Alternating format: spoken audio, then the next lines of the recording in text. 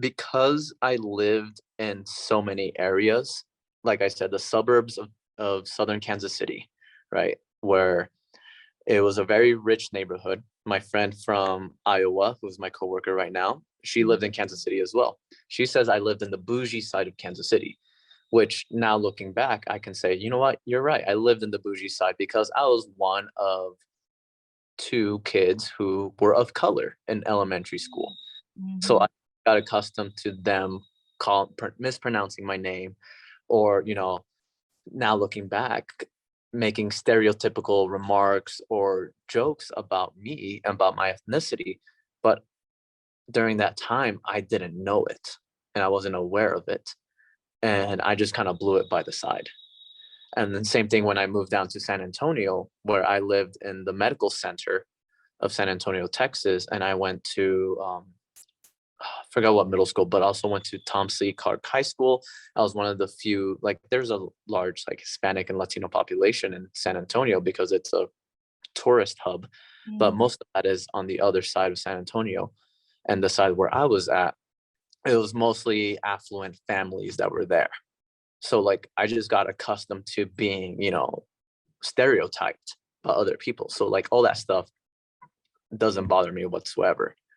But then So, I moved to Albuquerque and it becomes a melting pot of cultures.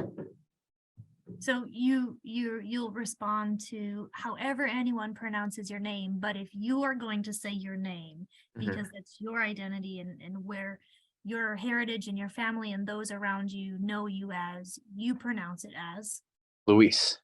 Luis. Yeah. Mhm. Yeah.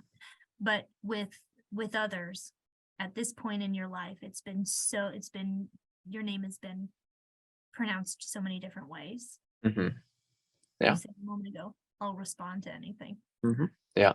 And I've been given nicknames too, so many nicknames, to where it's just to the point to where I just respond. Or like, for example, when I was in high school here in Albuquerque, there were three Luises on the soccer team. Like, how are you going to communicate to a soccer team when you have three people who are on the field at the same time Mhm. with the same name? So we ended up going by last names. So I would respond to my last name, he would respond to his last name, and then the other guy would respond to his last name. Or back in middle school, the football coach, who was my PE teacher at the time, he said, "Oh, your name's Luis? Well, I'm going to nickname you after one of our blitz packages that we have on defense because your nickname sounds just like that." Hmm. So then I do that. Did you find that to be like an endearment, or did you find that to be perhaps an easy way to, as an adult, to remember or to not have to call you by your name? It's a good question. It's like a little bit of both. Maybe. Yeah, a little bit of both, especially now too, because now, you know, with my experience as an elementary teacher and being male, the male to female ratio is very different. Or um, there are a lot of females compared to males in elementary schools. So when I started working at my first school, which was at a private Christian Lutheran school during COVID, the kindergartners and the first graders called me Miss Sanchez because they didn't know the difference between Miss and Mister. Sure. But because I've already experienced so many names, so many pronunciations, I just let it slide. Right? It's not a hill I'm gonna die on. Why am I gonna put so much stress on that? They'll eventually learn it as they get older, the differences and stuff like that. Then I come to my current charter school at the elementary school and I'm dealing with the same thing. I'm like, it's okay. Call me Miss Sanchez. I'll still respond to it, you know. Well, and that provides a lot. I mean, it's a really interesting perspective. I remember as a child having a difficult time determining, Mhm. what would go Miss MS, Mhm. Miss MISS, Mrs. MRS, and when one would prefer to be characterized or called one or the other. I remember that as sort of a point of anxiety for me, but with now in society so much like gender fluidity and pronouns, it's even more an interesting concept. Having graduate studies down in the Southeast, which was new to refer to people more commonly as ma'am and sir, and how gendered that delineation is really an interesting concept to it's interesting because it has to evolve based on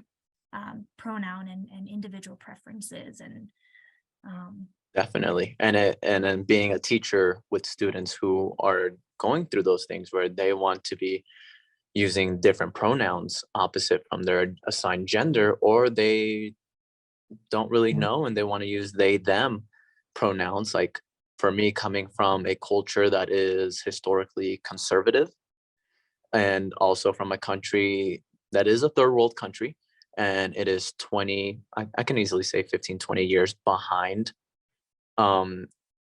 what society is in the US. And in a lot of areas, there's some areas where it's a little bit more progressive and a little bit more modernized, but there are, like, if you go to like rural north central Mexico, the ideas of a male using female pronouns are unheard of. And it wasn't until I was doing my student teaching where I started noticing that there are kids who are going by preferred pronouns. And this was during my high school placement. And I was like, okay, I come from a conservative background, not only as Mexican, as a Mexican national, but also with my faith and religion. And I started having that conflict within myself of, do I respect this person and abide by what their pronouns is, or do I go by what my faith and my religion is? And if I go down that road, am I gonna cause a storm? And and so all of these things started going into my mind. And it wasn't until like COVID where I really had the chance to think about it and come to the conclusion that at the end of the day, we're here to create an environment that is safe for students and that they are respected, not only as a student, but also as a human being. Mhm. And that I need to be respectful of other people's beliefs, other people's point of views, other people's religions. And in doing so, they will also respect me. Mhm. And I need to emphasize that, like, I'm not here to shove religion down people's throats. I'm Mhm. just here to do my job, care for students, and help them grow and be successful. And when they see you respecting them as humans, Mhm. in turn, that respect can be turned about as well. Like you see them, Mhm. and perhaps they see you. So when errors do happen, not in a way that's malicious, but when something happens, it's not a breaking point. It's Exactly. a mistake, and I need to apologize. I'm an adult. I can apologize to children when I know that I've done something wrong or has hurt or harmed them. Yeah, Yeah. exactly. And like I said, like from my conservative background, I had to mentally break myself to start being able to pronouncing students by their preferred pronouns. And I'm making a conscious effort in doing so, Mhm. right? I'm trying to make my actions speak louder than my words. Mhm. So take me back, tell me your story, and share with me what it is ever that you wish to share that you think has been essential to where you are now as an educator, as someone who cares for children and communities, their well-being as a whole human. Whether that's place and where you grew up and the different people that influenced you along the way. But what's your story? Walk me through, take me there. Yeah. So I grew up in north central Mexico for about 3 years. Then we immigrated because of the cartel and gang violence. This was in the early 2000s, and that's when it got really bad. We moved around in Texas, from Dallas and San Antonio, Albany, New York, the suburbs of Kansas City, and Overland Park in Lenexa, Kansas, and Roswell and Albuquerque, New Mexico, because of my previous dad's work. He wasn't military, but he was a manager at a restaurant. So they transferred him over around a lot. So it was constantly, we moved to to a new city or new town, and then he would improve that restaurant that he's placed at, and then they would transfer him over to fix the one that was failing in that region or whatnot. Mhm. All of those things mentally growing up as a child was not good, because it was constantly starting over. Because for me at that point, I was like, okay, why am I here to make friends, and why am I gonna try to get myself connected to this community here if I know that I'm gonna be moving in 9 months, 1 year, 2 years, or 4 years down the road? So, the only way that I was able to connect with kids at my age was through sports and through recess and through PE and all that stuff, because I remember this very vividly every time. Whenever I went to a new school and I went to go play kickball, I was always the last one picked. Not because of my ethnicity, my race, or all that stuff. It's because I was the new kid and they didn't want to risk picking the new kid and ends up not being good at kickball. Because, elementary school, we're trying to win here during recess. So like my way to essentially get notoriety or respect or get to know kids at my age was, okay, I'm going to have to beat you at your sport in order to get your respect. Mm-hmm. But I wasn't cocky about it. I just knew that as soon as I knew right then and there, I'm going to be the last one picked for whatever sport at recess that I try to get in. And I'm just going to be patient and wait my time until I have an opportunity to shine and say, I have some value here. Mm-hmm. So then the very next recess after they see that, I'm the first one picked. Mm-hmm. So, having those type of experiences and being in different parts of the United States really showed me that this country is very diverse.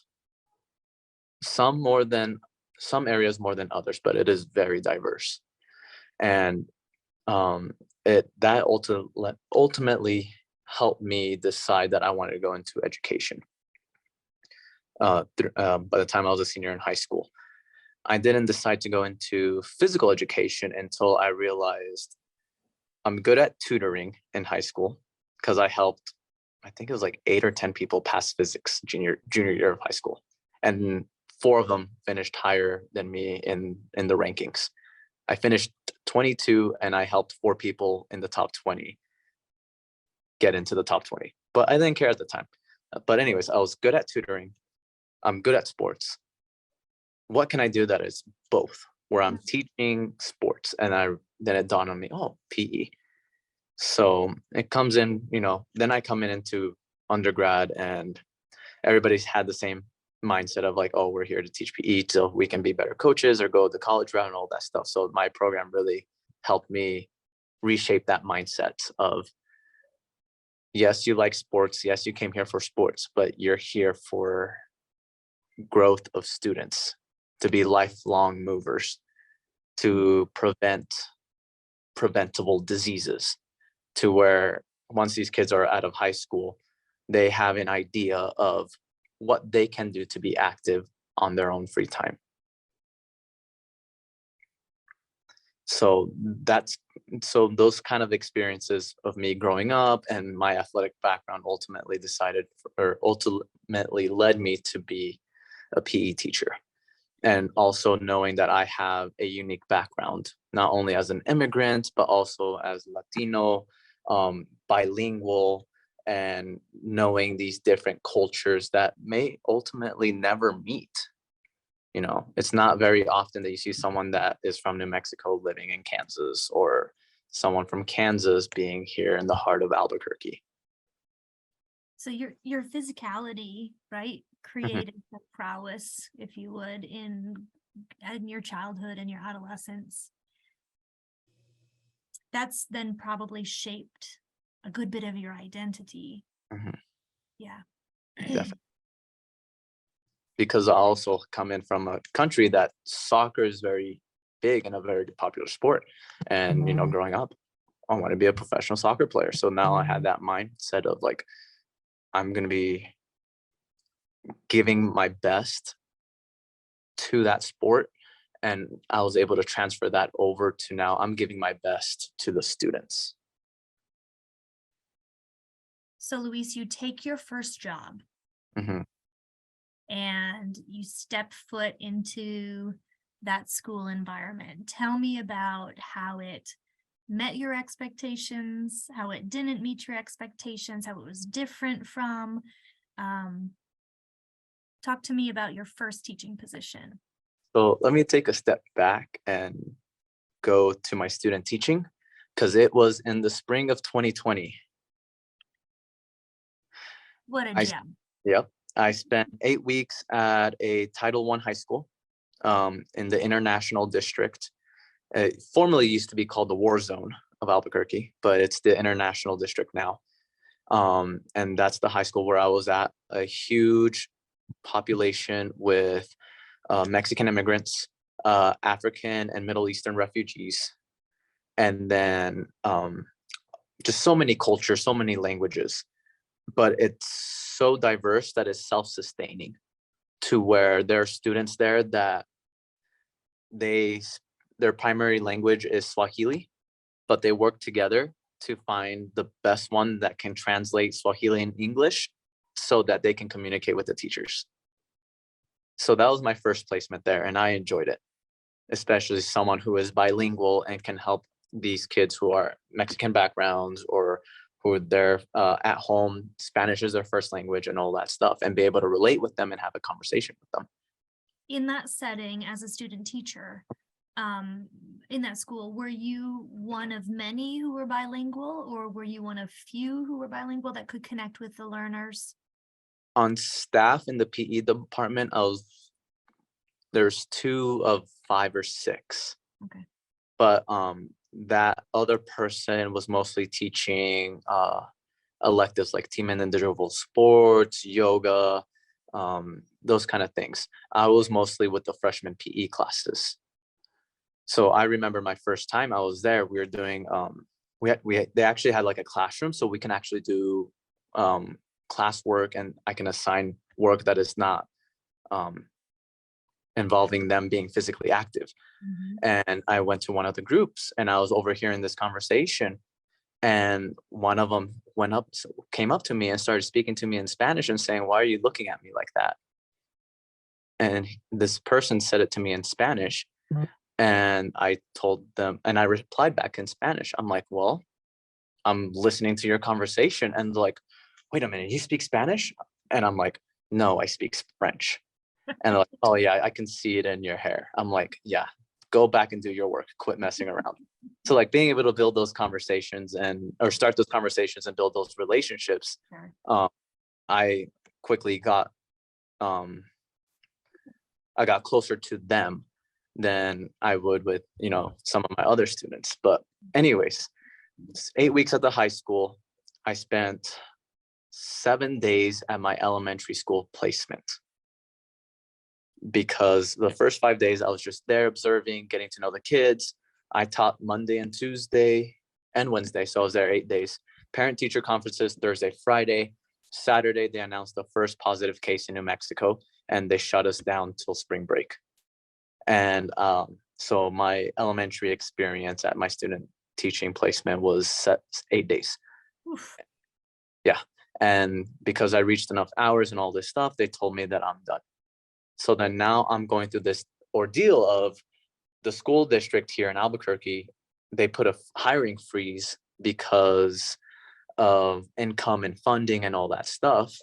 So I applied to probably 10 or 12 schools from every single part of Albuquerque.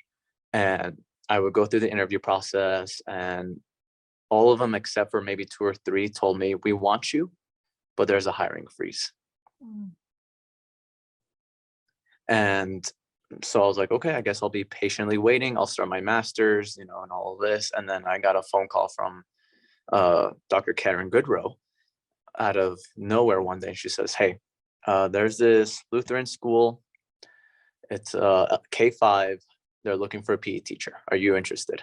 And I'm like, "Oh yeah." Everything else, I've had no luck with. So I got in contact with them. I got the interview within 2 or 3 days. I interviewed with them, and then 2 days later, they're like, "We want you." I'm like, "Great, wonderful." Like, finally, I get a job.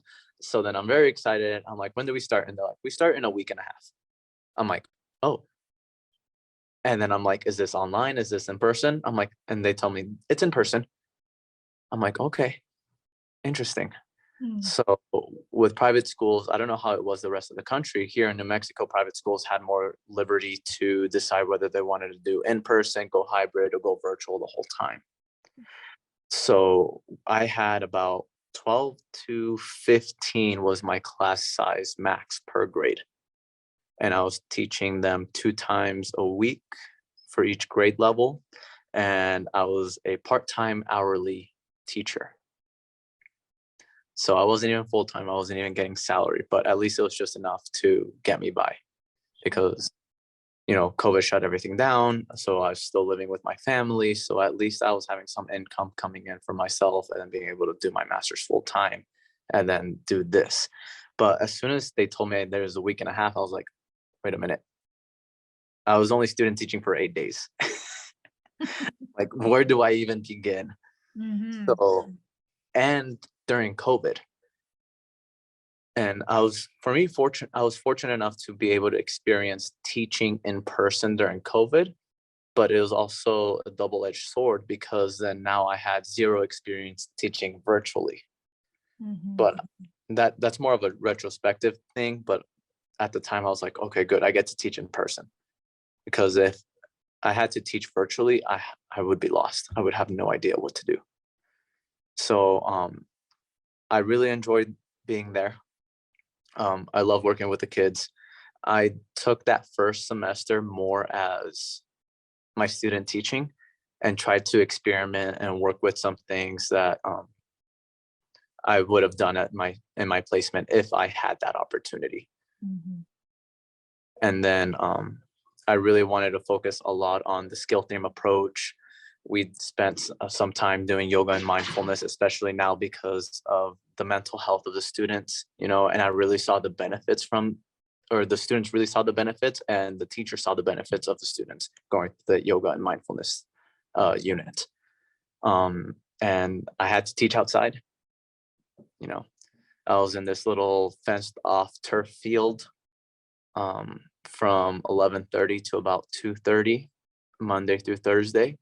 And for people that don't know how the climate is in New Mexico, when it is August in the Southwest, it gets hot.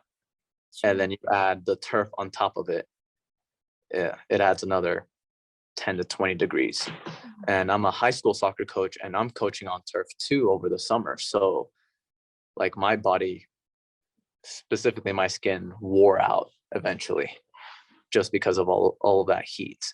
But I enjoyed it because now I have that experience of not having a actual gym, but just being in an open space. And then in the winter when it's too cold, because this elementary school was a Lutheran church also, I'm teaching right outside the pastor's offices. So then I'm trying to be respectful of their time, of their space, while I have kids running around in this 40 by 40 square that I sectioned off.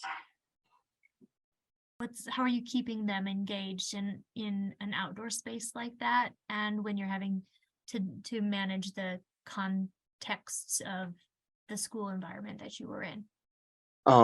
It was a lot of classroom management.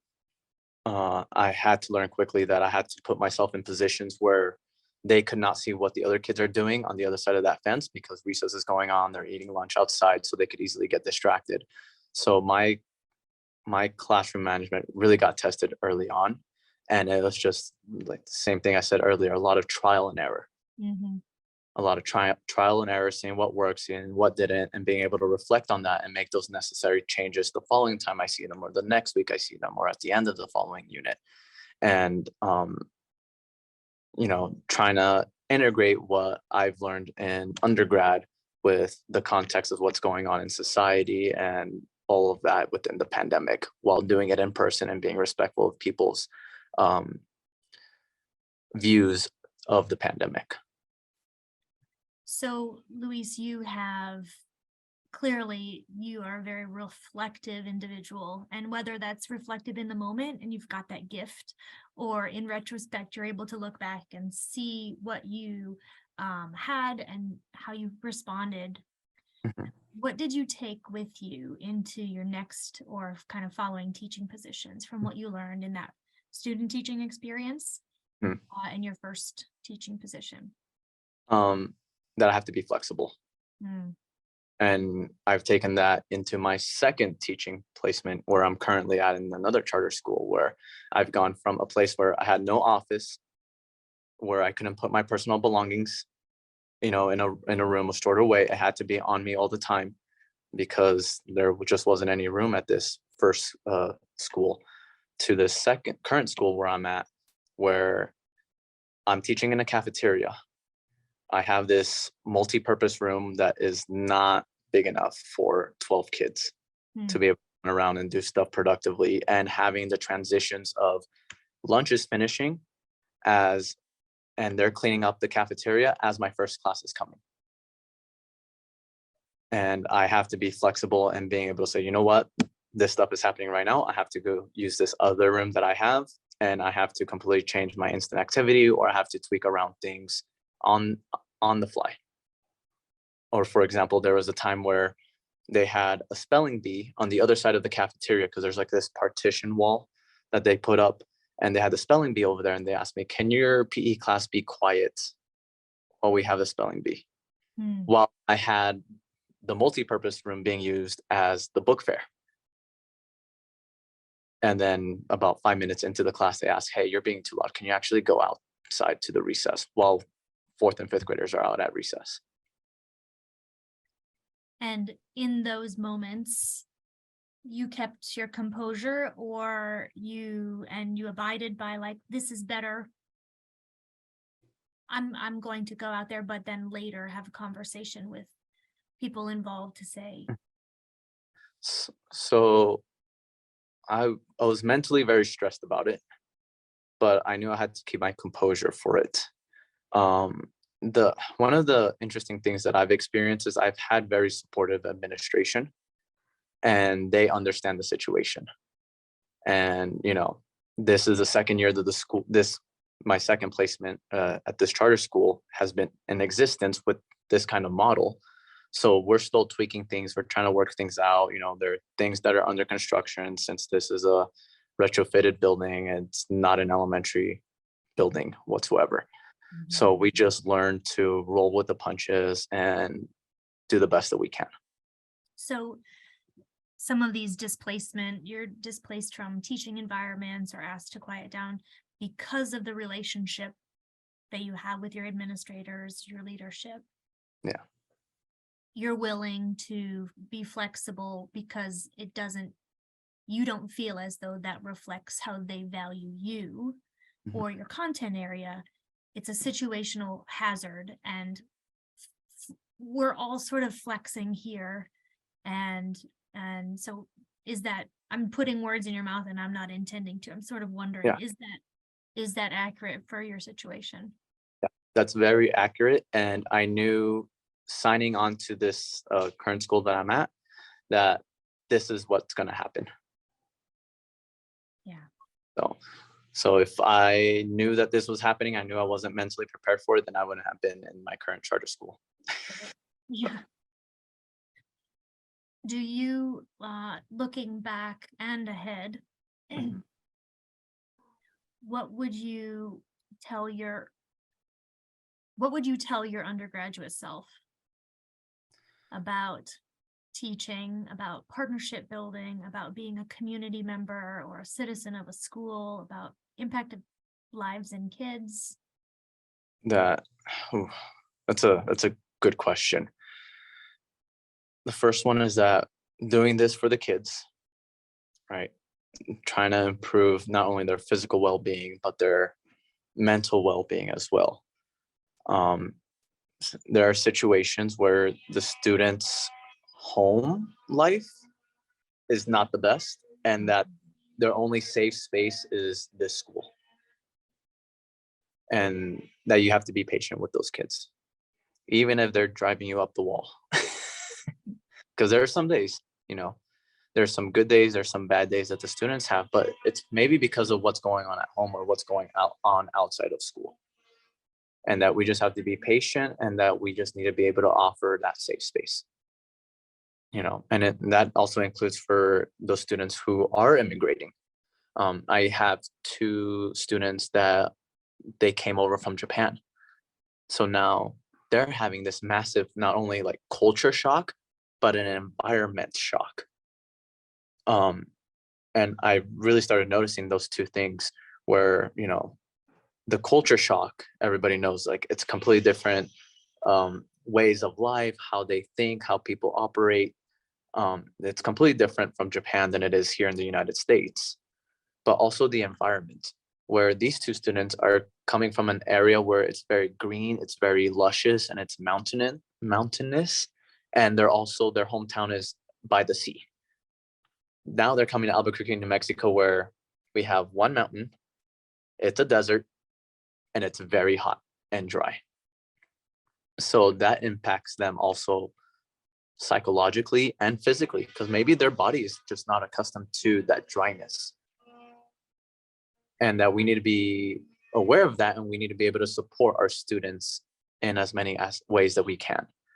And for what I've done for them is I've started creating anchor charts, and I started making my environment translated to their actual language, so they can at least know and read what they need to do, or what's happening, or what the teaching cues are.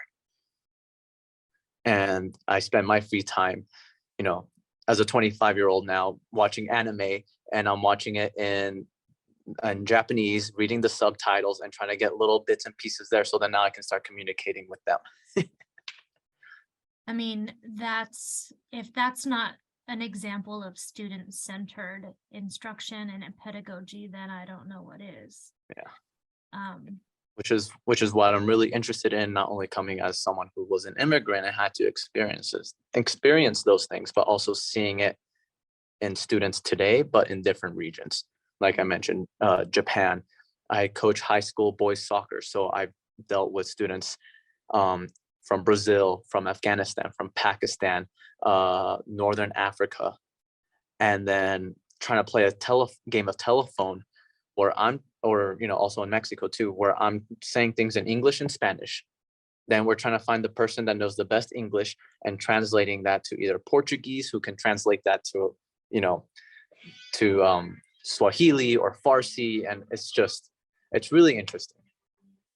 And that's what I'm excited about going into my high school job later on in the month, being able to be in that community. Going back to that, where those students not only need help academically, but also need help socially, to be able to converse with not only their peers, but also with the teachers, and give them resources outside of school where they can be successful once they graduate from high school. For example, my mom, I don't know how she's been able to do this, raising four of us as a single mother at certain points of my life, and going from being a Mexican immigrant working for the federal government. And her job offers high school training for interviews for jobs. So if there's any high schoolers that are interested in having a job, that they would actually offer like a workshop in how to answer interview questions. So that kind of resource and connection that I have with my mom, now I can share that to the high school for the intended audience, which is, sophomores, juniors, seniors in high school that are interested in how to go through the interview process for just any regular summer job or a part-time job, or even if they have to do a full-time job. And that, I mean, you led brilliantly into this line of like questioning or thinking, as you've been sharing your perspective and your background threaded throughout our elements of holistic well-being and humanistic principles.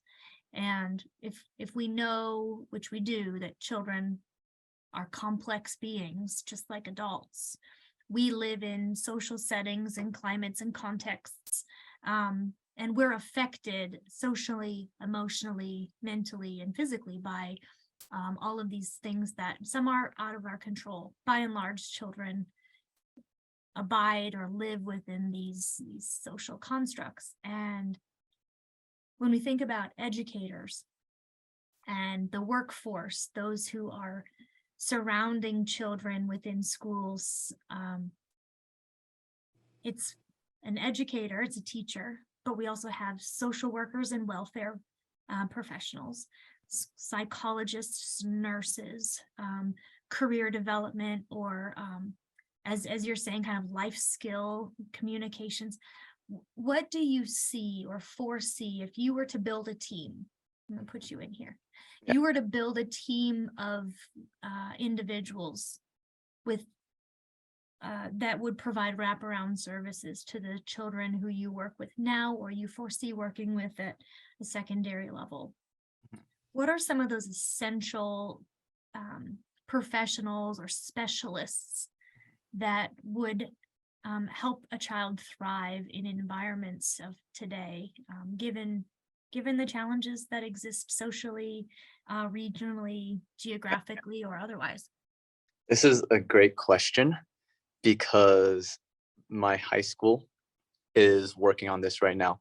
They've received a grant to be a community-based school. So they are getting people from within the community, bring them together to open up the school to offer resources outside or after school. Yeah. So one of the things, healthcare professionals, even just for basic medical care, just yearly physicals, even for athletes too, having that access to have a doctor or nurse practitioner on campus to offer the yearly physicals to participate in sports. That's one barrier they can have removed, because transportation becomes an issue. Also, just with preventative care, same thing with like eye doctors, hygienists as well. Another person would be someone that can run like a food pantry or a clothing, is it like a clothing pantry as Sure. well? Yeah. Mhm. So someone that can run that, where they can have food coming in donated from nonprofit organizations, and it be a hub for kids who don't have enough food, that they can come after school and collect a food box so that they can take home. Another interesting one, if the school has it, like how my high school has it, which is also my alma mater, by the way. We have an alumni association. So we have a group of former graduates from the high school, everybody from the first graduating class of 1966 to myself, graduated in 2016 from high school, involved with the community-based school and the people who are leading this, to support in other ways, from receiving donations, fundraisers, to provide scholarships for students who are graduating to who are intending to or planning to go to college, or also grade school as well. So we provide those resources. We work with the college and career counselor, which would be another person, right, who can have contacts within the community, within the state as well, in some cases where they may know somebody at a university. For example, here in Albuquerque, it's UNM, the University of New Mexico, but may have contacts in New Mexico State or Western University or Eastern New Mexico University, and can come into the school and offer a college fair for these kids to get more information about what each university or community college has to offer, not only in financial support, but also in programs available. Another one is, the counselors at the school, to provide any mental services or that are needed as well, or also just work with the students to figure out how they can graduate and be on track to graduate on time. Obviously the most important one is teachers. Correct me if I'm wrong, but reading Kevin's book with who was also co-authored with Karen Goodrow, it was about 83% of teachers are Caucasian. Is that around the number? Yeah, so nationally, that's the trend. That's education oriented, right? So not just PE specific. Yeah. In the United. Yeah. So if we can start recruiting people who are a little bit more culturally diverse, or just have different backgrounds in general, right?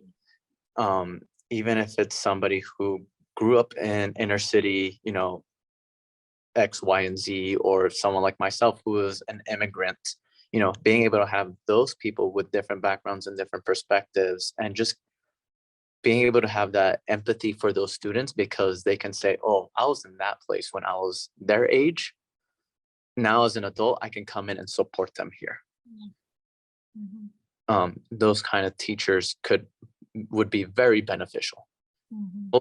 Teacher in general, honestly, any teacher that is willing to say, you know what, I care for my students enough that I'm willing to spend the extra time, even though I didn't experience what they are going through, that I can come in and be some kind of support for them. You're one of the words that comes to mind in just that last example is empathy. Mhm.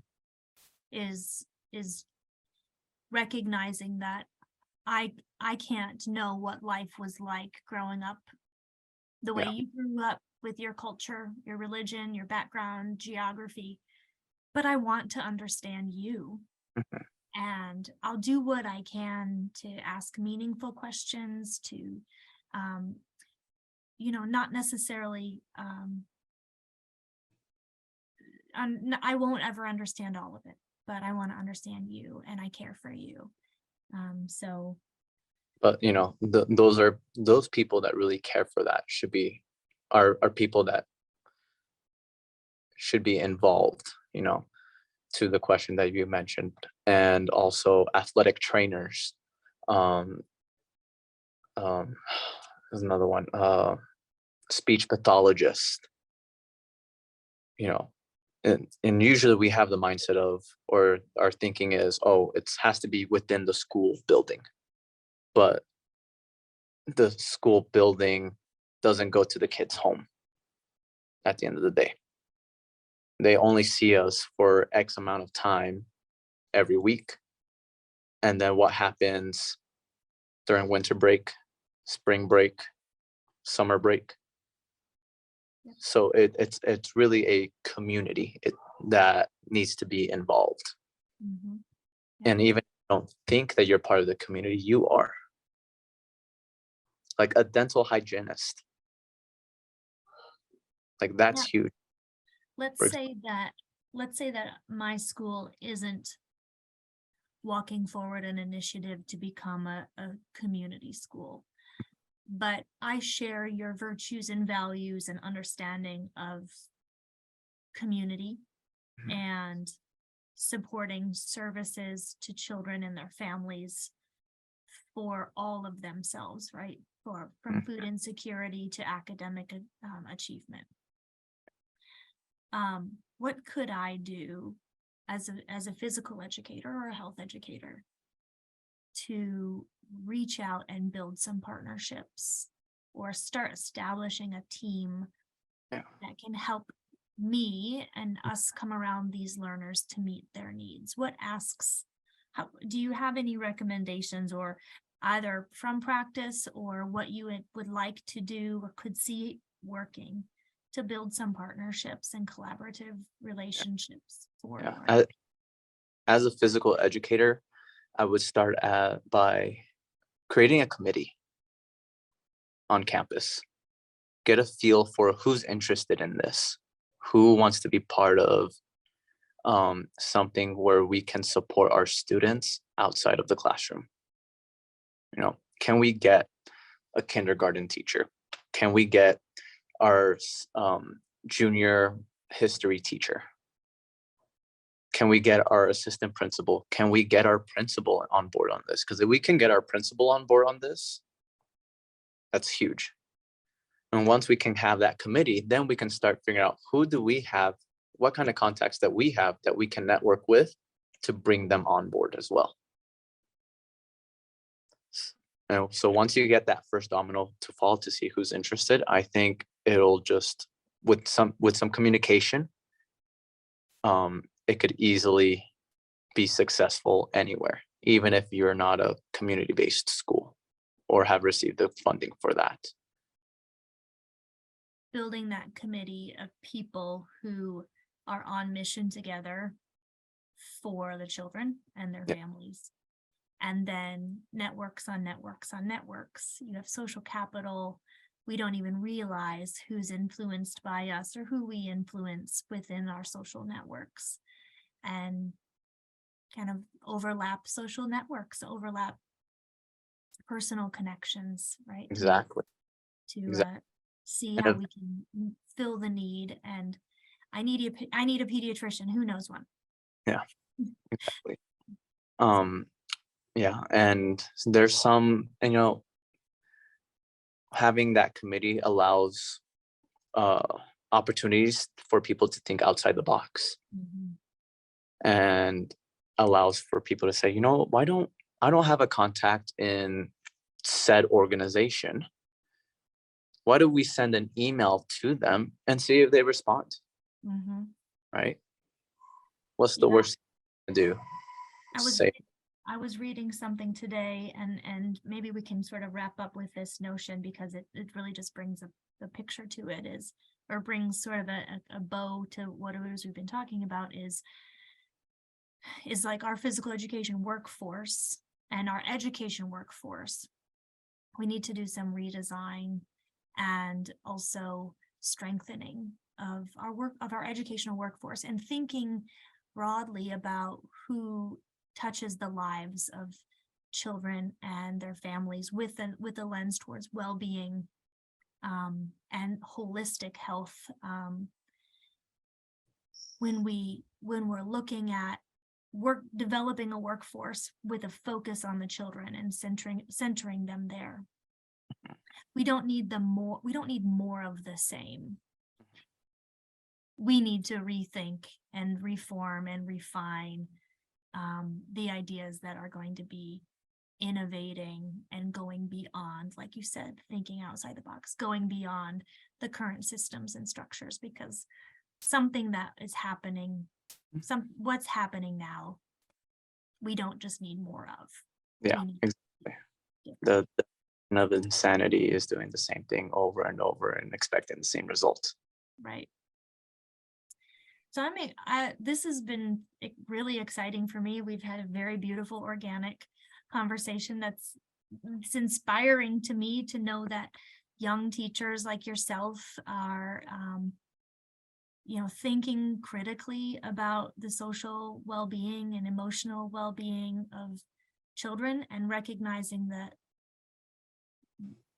your identity and your story, when you embrace it, really has the power to connect with learners today in different ways.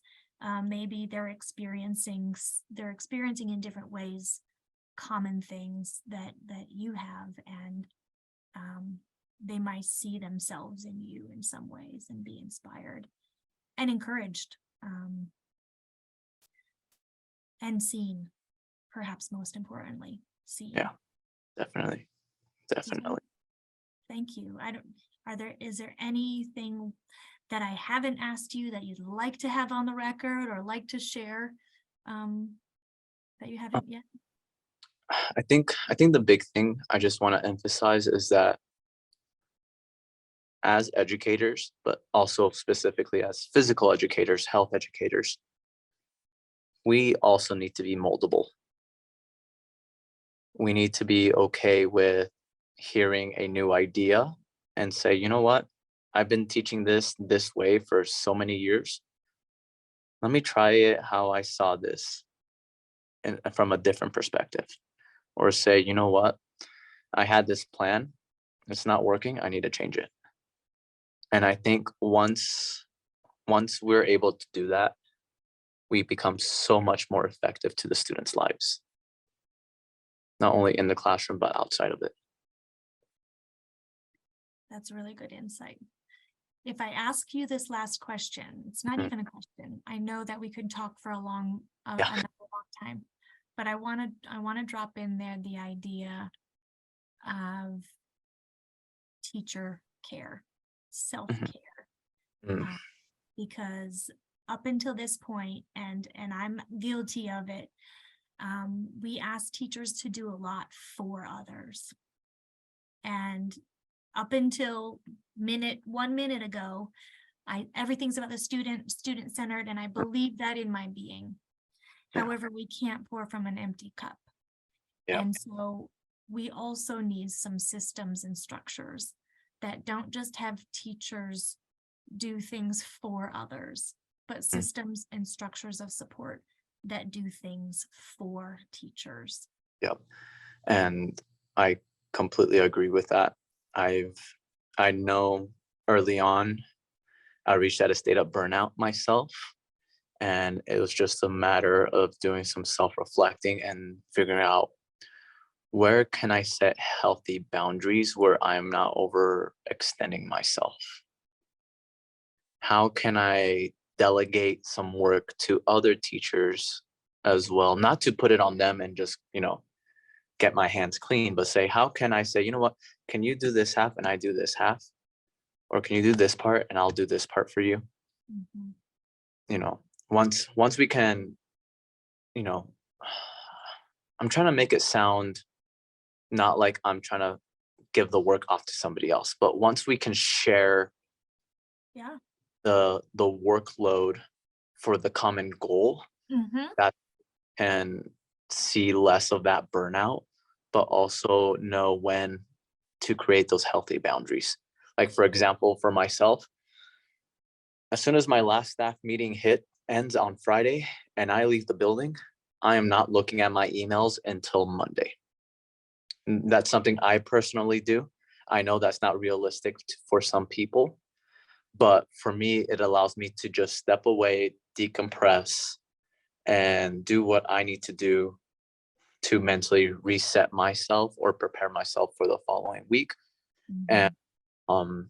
another thing is just setting time for myself of like, you know what, I'm going to the gym at this time and this day.